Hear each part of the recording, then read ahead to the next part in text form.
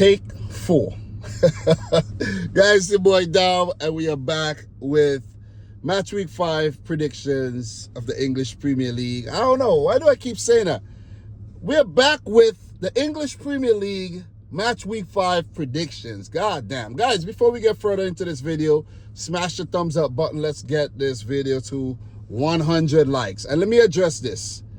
I don't like the lack of attention that the last video got. Let me put it out there. Me reacting to the results or reviewing match week 4 results where Liverpool lost the game. Like, you know, what is up with that? What is up with that? The Liverpool fans were nowhere to be found. You see what I'm saying? And I'm not happy about that. You guys need to show up when you lose, show up when you win, or when you draw. Not only when you win. Thank you very much. Smash up the thumbs up button. So, guys, before we get into these predictions, what I'm going to do really quick, I'm going to run through the Champions League results, simply because I have not yet done a Champions League video, but I just want to run through the results really quick. But only the results for the Premier League teams, right? Fitting. Very fitting. So, in terms of those results, Aston Villa beat Young Boys on the road 3-0. Liverpool defeated AC Milan on the road 3-1, while both Manchester City and Arsenal drew their matches. City drew against Inter, and Arsenal drew to Atalanta. Tough Italian oppositions. But Liverpool played in Italian opposition, and that game wasn't so tough for them. So, not a good start in the new Champions League format for both Manchester City and Arsenal, but a hell of a start for Villa and Liverpool. So, guys, another thing I want to actually look at are the EFL Cup results. We had games on Tuesday and Wednesday, and there's some results. I'm not going to go through the goal scorers or anything. I'm just going to run through the results. So Stoke City won, Fleetwood won, Stoke winning 2-1 on penalties. Preston won, Fulham won. Preston winning on penalties 16-15. I think they took about 34 penalties, if I'm not mistaken. I haven't watched the highlights yet.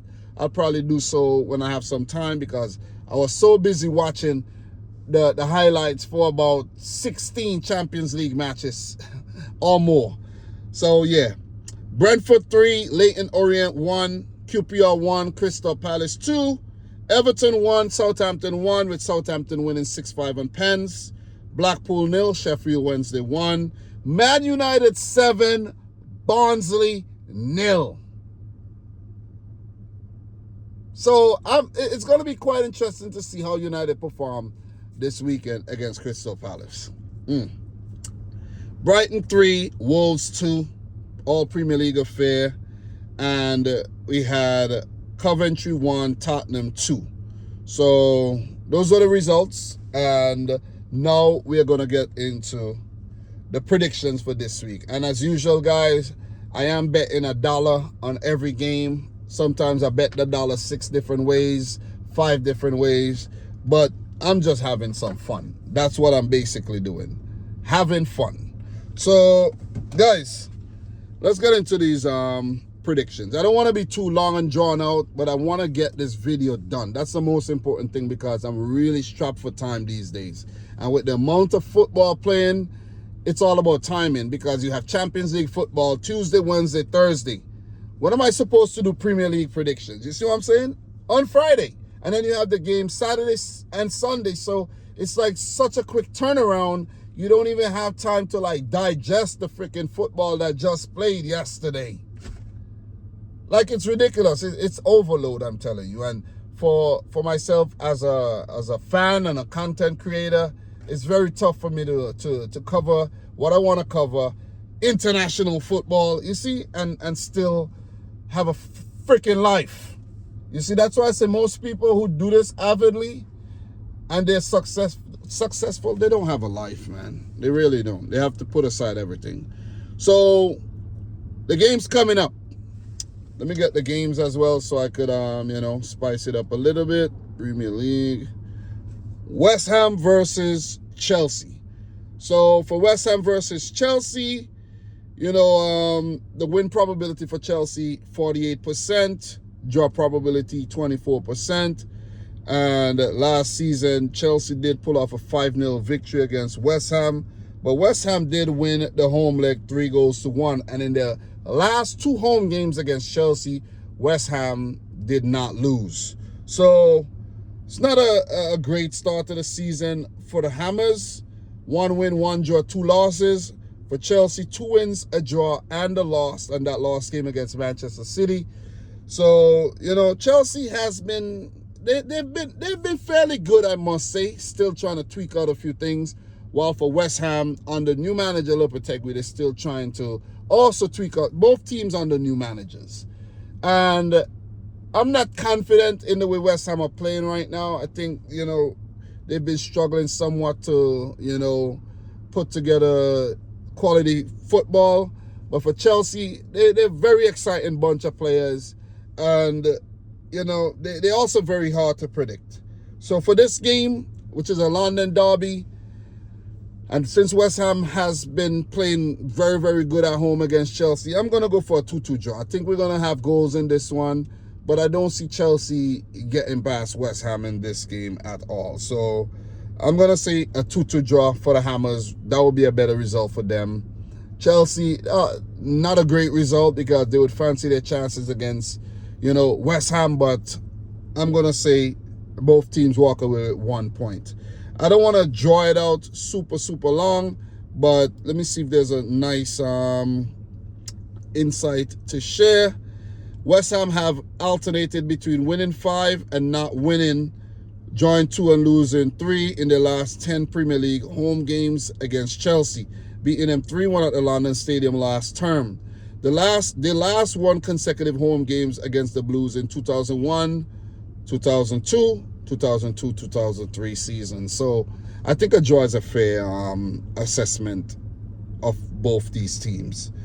Aston Villa versus Wolves. And another thing I must add, I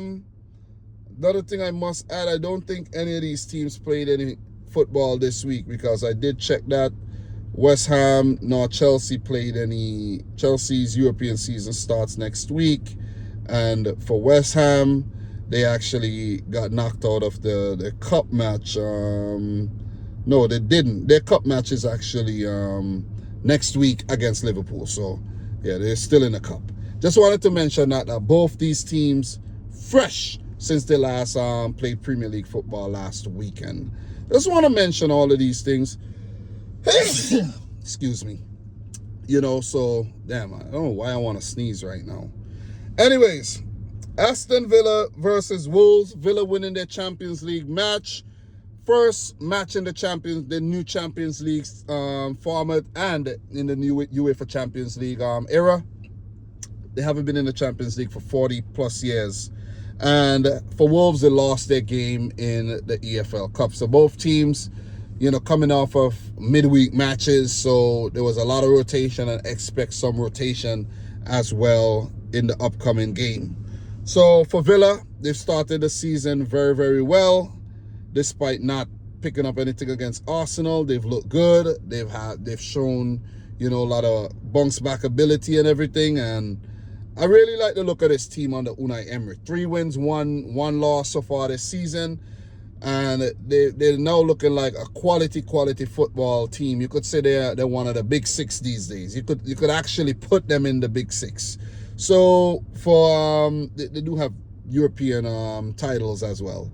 So for Wolves, they're in the relegation zone. They didn't manage to pull off a draw in their last Premier League game, and they should be able to, draw some type of confidence from that. But still, this Wolverhampton team, they're not looking like that Wolves team that we come to know since they gained promotion a few seasons ago. They're just not looking like that same, tenacious team that could pull, upsets on these bigger teams like Manchester City. You see? So it ain't looking good for Wolves in my opinion. I think they're going to lose this game as well. They haven't really been Well, actually, they did pull off a draw against Forest. They lost the game to Newcastle. Let me just make that correction. But they didn't look too bad in that game. They really didn't. And then they lost the EFL Cup game. So back-to-back losses. The draw against Forest kind of, was fresh in the mind still. I forgot they played against Newcastle. That's how many games that we got to deal with. You got to remember so many things these days. So for this one, I'm going to say Villa beat Wolves 3-0. Wolves have a goal-scoring problem. They don't have enough players putting it in the back of the net, and that could definitely be a problem going forward. So I'm going to say 3-0 to Villa, who's look really, really hungry, and they just have some really good attacking quality. And I just can't see a Wolves result here.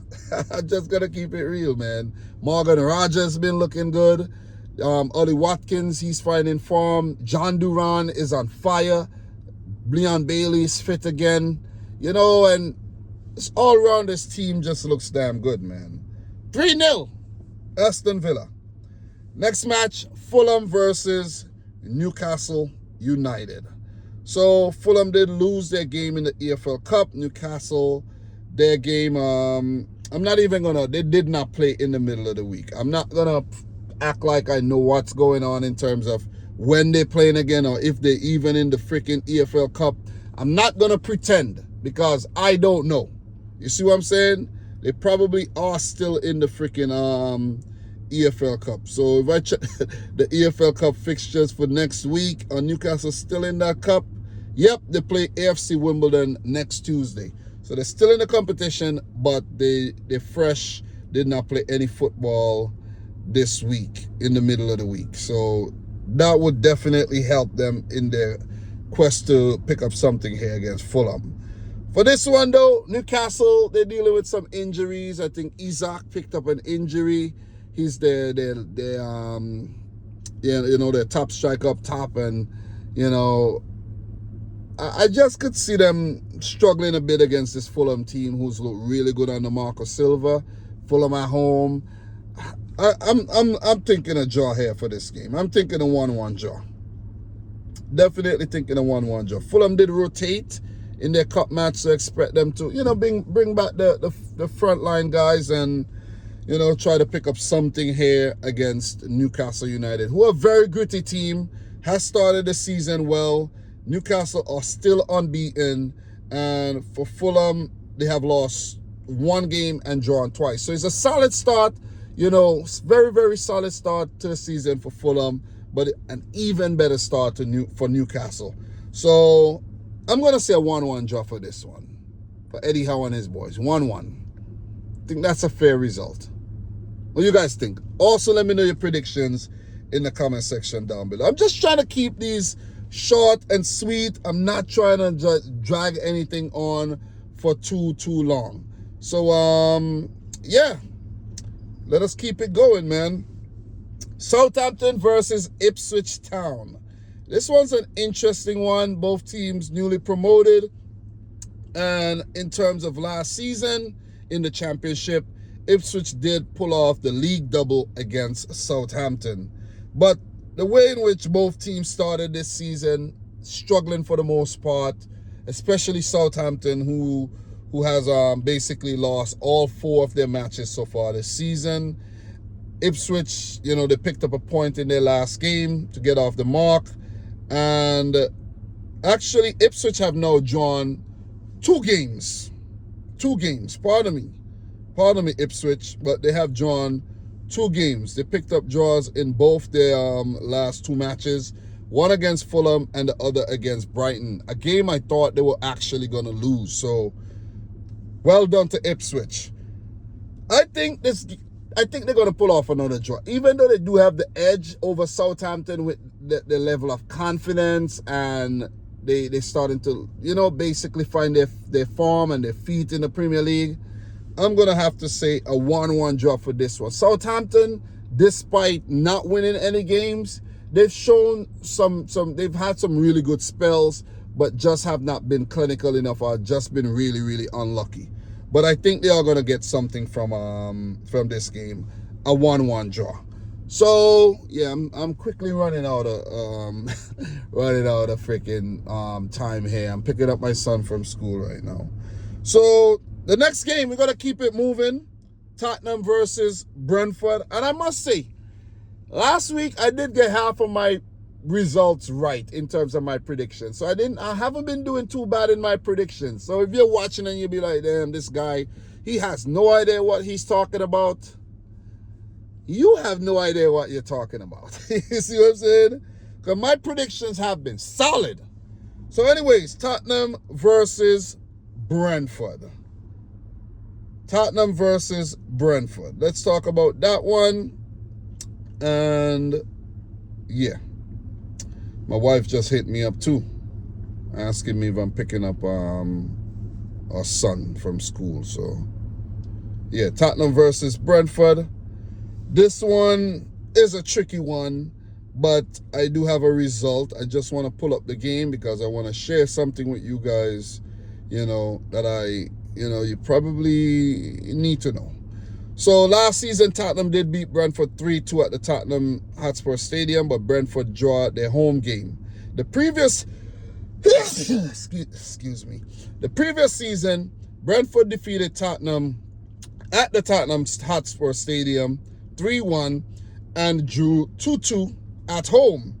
And the previous home match was a 0-0 draw.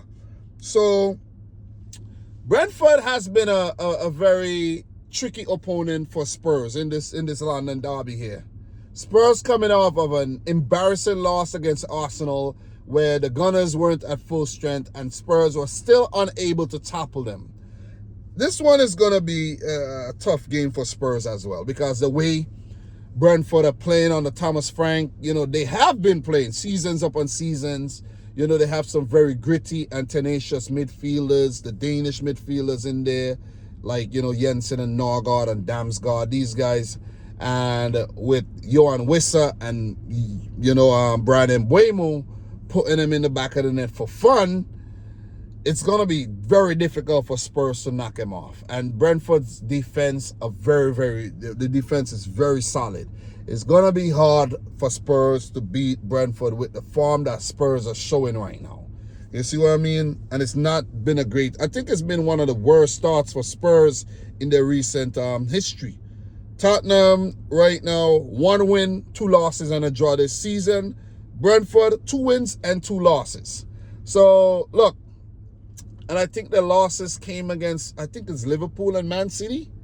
So those are not bad teams to lose to, right? So for this one, though, I'm going to go for a Brentford win. This is going to be like a left field prediction somewhat. I'm going to go for Brentford to beat Spurs 2-1 here. Seriously. I have no confidence in Spurs, man. Seriously. They've been looking really Spursy lately. So I'm going to say a 2-1 prediction for Brentford here against Spurs. So just to share a quick insight, the team scoring first has won none of the last 4 Premier League meetings between Tottenham and Brentford, drawing 2 and losing 2, with Spurs coming from behind to win this exact fixture 3-2 last season. Brentford has been a problem for Spurs, plain and simple. We're going to keep it moving. We got 3 more games. Well, we got a lot of games. I don't even know if I get to finish this, but Leicester versus Everton. Leicester's not been too bad so far on their return to the Premier League. Being fair, in all fairness, they picked up 2 draws, 2 losses. That's not bad, but that's way better than Everton, who are at the bottom of the table and dropping 6 points in their last 2 games from winning position. I'm talking about 2-0 winning positions. So Everton, they got a lot. They got a lot of work to do, a lot of catching up to do. They lost their EFL Cup game, so it's just a very, they're at a very low place right now, at Everton. Very, very low morale in that team right now. They're going to need a pick-me-up. And it could happen here against Leicester City, a team, that's beatable. Let's keep it real. Leicester are beatable. But so were the 2 previous teams that Everton played against. They were beatable. They were winning the games, and they came back and actually freaking dropped all 3 points. For this one, I'm not going to go too deep. I think Everton's going to get a point here. I'm going to say a 2-2 draw for this match. Everton to pick up a point, their first points this season. Crazy, man. They could have been on 6 points, but it's a lack of concentration, and bam, no points. Do you guys think Sean Dyche, do you think his job is under any kind of jeopardy? I don't know, man. The Premier League teams, you never know. Maybe they'll give him some more time, or maybe they'll just sack him after this game if they lose. So to keep it moving, man, 4 big games. 4 big games. Let's start Brighton versus Forest. Brighton's a very difficult team to gauge. Very, very, very difficult, man. And for this game, to just check some quick stats. Last season, 1-0 to Brighton, 3-2 to Brighton. The previous season, 3-1 to Forest, 0-0. And in the championship, when they previously met, 3-0 to Forest. So Forest they've done pretty well against Brighton since their promotion, but not so much last season. But this Forest team this season under Nuno Espirito Santo looks very, very, very good. And for Brighton, pulling off a 0-0 draw against Ipswich in their last game, I don't even know what to say. 1 week, they picking up wins against Man United. The next week, they lose. They freaking drawing to Ipswich. You know what I mean? So you never know with this Brighton team, man. But they're still unbeaten this season, which is a very, very good thing and a positive for Fabian Hutzler and his men. Fabian Hutzler coming off of Premier League Manager of the Month win. So big things are going at Brighton and Hove Albion. They say the seagulls fly in any weather. So the team is very, very unpredictable. But with the way Forest are playing, the hunger that they're showing, the tenacity that they're showing, managing to freaking beat Liverpool, it's hard to go and say, yeah, Forest is going to lose. I think this one's going to be another 0-0 draw.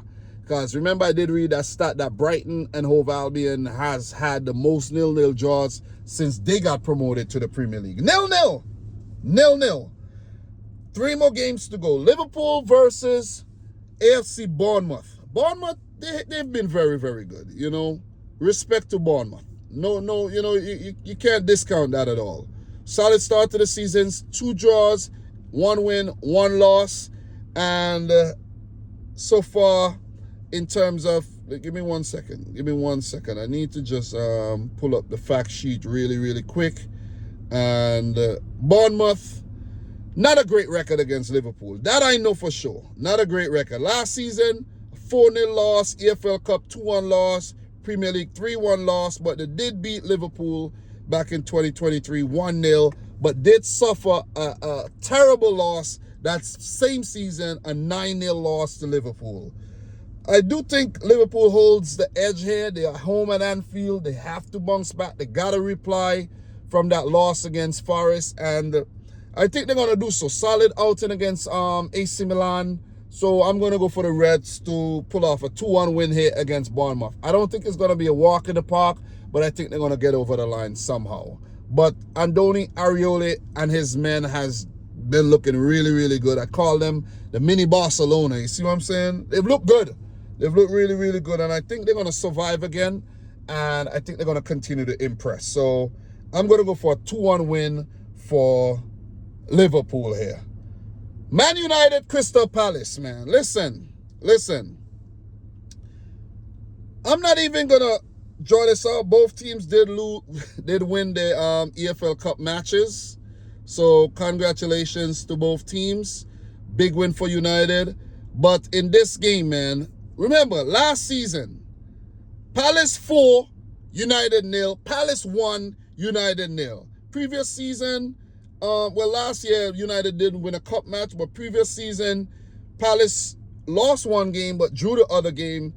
Palace, in their last 4 Premier League matches, have only lost once to Manchester United. Guys, I think Palace is going to win this game. 2-1 win to Oliver Glasgow and his boys. More heartbreak, more heartache, more headache for Eric Ten Hag and Manchester United. I'm going to just keep it short and sweet and say Palace win the game 2-1.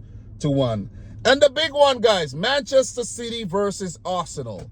Before last season, Arsenal games are pretty much a walk in the park for City. You see what I mean? I don't know if Arsenal had that mental block, but they would just lose horrendously to City. But last season, we saw another side to Arsenal. And that's a side that did not lose to City. A 1-0 win and a 0-0 draw. And Arsenal are definitely the team to beat. You see what I'm saying? We got to get something. City's my team if you don't know. Got to get something against Arsenal. It's going to be tough.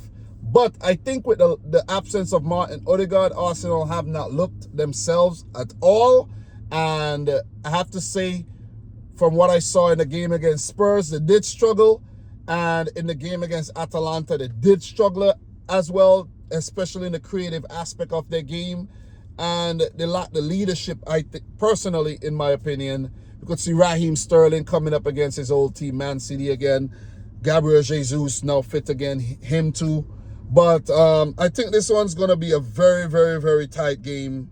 And I'm going to say 1-0 win to City. I'm confident that we're going to win this one, despite not picking up anything against Inter Milan. I think we're going to win this one 1-0. It's going to be tight. It's going to be cagey. But I think City is going to come out on top here. We can't go 3 games without winning or picking up without winning against Arsenal. It ain't going to happen. But guys, that's all for now. Thanks for watching. Sorry to, rush through the last results there. I had my results. I just needed to, politic with you guys a bit there. 26 minutes, that's good enough, in my opinion. Smash the thumbs up button if you haven't yet done so. Let me know your thoughts down below. Subscribe if you're new. Don't forget to do that. And from your boy, Dom, this is Dominic Rich FC. Until next time, peace out. Rich Squad. Peace. We talk soon.